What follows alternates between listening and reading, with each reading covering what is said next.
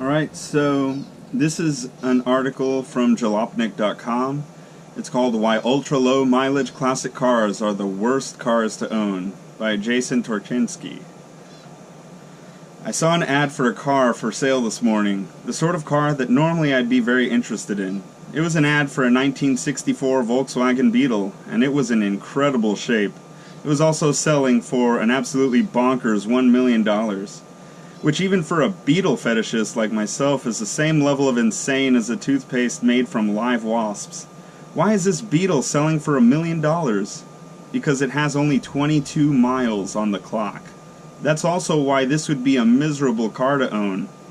Here's a picture of it. It's black. Nice chrome bumper. I'm not saying this Beetle isn't valuable, or even isn't worth the money. It probably is. It could be the most original, like-new Beetle in the known universe, and as such it's sort of a priceless thing. It's got every original sticker on it. The hubcaps are still in dealership boxes. It has little parts and fittings I'm not sure I've ever seen on a Beetle outside of pictures in an owner's manual. It's incredible, but owning it would be torture. And not just this ultra-low mileage car, any ultra-low mileage car.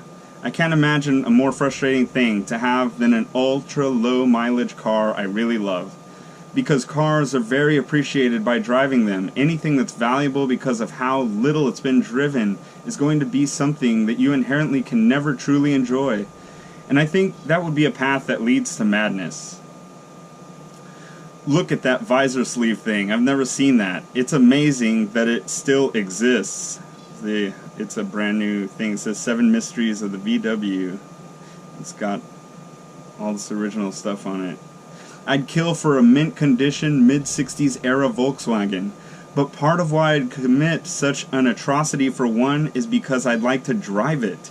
The idea that you could own an amazing car, but if you actually used that car, the value would plummet and you'd be a fool just makes no sense to me. I can imagine walking by the keys to the car every day, and every day being tempted, and every day having to remind yourself what a bad idea it would be. That doesn't sound like fun. Sure, you could argue that you could just say, F it, it's only money. He actually does say the F word. F it, it's only money. And drive the thing. But then you would have to wonder, why not just buy one of the many other perfectly restored high mileage cars that you can drive as much as you want, absolutely guilt-free? The low mileage car just makes no good sense if you actually want to own a car. Sure, cars like this are important, but they're the sort of thing a museum should own. For actual car-loving human beings, ultra-low mileage cars are just cruelty. If you found an old dome light for a Simca in a junkyard and were cleaning it, which caused a genie to be released, and that genie offered you the finest, most perfect, most delicious gyro ever created in the history of food, that'd be amazing. But if that genie then said, wait, you can't actually eat that perfect gyro, then you would be well within your rights to call that genie out on pulling some serious monkey's paw bull s. That's exactly the case with ultra-low mileage cars. They're amazing things that you can own, but can never really enjoy. It's rare that I'm happy that I don't have anywhere near $1 million to blow on an old VW, but in this case, I think I am. That's the end of the article. So, I think he explained it pretty well. Why would you want to have something that, it's kind of like a multiplier of the conundrum that you find yourself in when you buy a new car versus a used car. As soon as you buy it, you drive it off the lot, you lose, I don't know, I think it's like 20% or something like that, 10 to 20% of the value as soon as you drive it off the lot, because now it's considered used, no matter how many miles it has on it. So, in this case, what he's saying is it's kind of like buying 10 new cars and driving them off the lot.